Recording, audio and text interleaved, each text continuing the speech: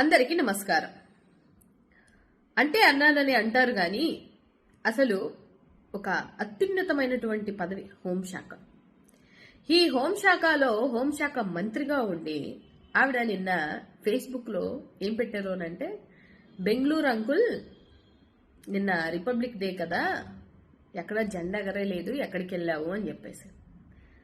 ఇప్పుడు ఆయనకు ఆరోగ్యం బాగాలేదో లేకపోతే ఏంటి ఆయన పరిస్థితి అనేది కూడా తెలియకుండా ఇప్పుడు నువ్వు మా నాయకుడిని, మా అన్నని నువ్వు అంకుల్ అంటే ఇప్పుడు నిన్నందరూ ఇక్కడ నుంచి ఉన్న వాళ్ళందరూ ఏమనాలి? ఆంటీ అనే అంటారు. అంతకుమించి ఇంకేం అనరు కదా. మనం అనడం ఎందుకు, అనిపించుకోవడం ఎందుకు? అసలు మనకి ఇచ్చినటువంటి పదవి ఏంటి? ఈవెన్ ఇక్కడ మేమున్న అధికార ప్రతినిధులుగా కూడా ఏ రోజు మేము లోకేష్ బాబు అంకులు, నీకన్నా చాలా చిన్నోళ్ళం మేము, లోకేష్ బాబు అంకులు, చంద్రబాబు నాయుడు గారు తాతయ్య అని మేము అనలేదే. మేము అనం కూడా.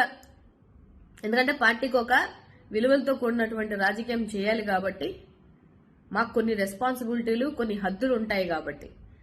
ఇప్పుడు ఇవాళ నువ్వు ఒక హోంమంత్రి అయ్యుండి కూడా బెంగళూరు అంకుల్ అని అంటే మరి ఇంకా మిగతాది మేము ఏమనాలి అనేది మీ ఊహకు వదిలేస్తున్నా. అంటే ఎంతమంది నిన్ను ఆంటీ అని ట్రోల్ చేస్తున్నారో నువ్వు గమనిస్తున్నావా? నువ్వు మహా అయితే జగన్మోహన్ రెడ్డి కన్నా 3 సంవత్సరాలు 4 సంవత్సరాలు చిన్నదాన్ని, నీకు 50 సంవత్సరాలు వచ్చాయి. నీకు ఆయన టాంకులు అవుతాడో నాకు అర్థం కాల.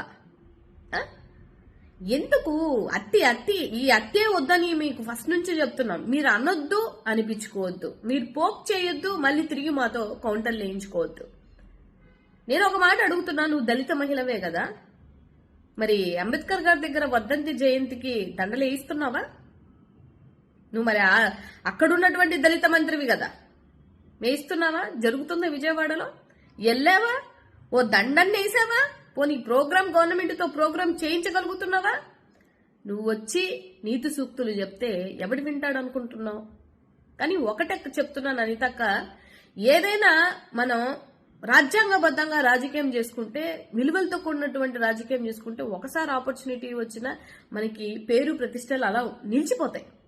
అంతేగాని ఎటకారం ఆడుకుంటూ బెకిలి చేష్టాలు చేసుకుంటూ పోస్టులు పెట్టేసి ఆయన అంకుల్ అనే నువ్వు మాట్లాడుతుంటే ఇక్కడ నుంచి 1,32,00,000 మంది నిన్న ఆంటీ అంటారు. అవసరమా? అనిపించుకోవడం అవసరమా? అనడం ఎందుకు, అనిపించుకోవడం ఎందుకు అని అంటున్నాను. నీ స్థాయి ఏంది, నీకు ఇచ్చినటువంటి పదవి యొక్క విలువ ఏంటో తెలియకుండా నీ విఘ్నత ఏందో నాకు ఇప్పటికీ అర్థం కావట్లా.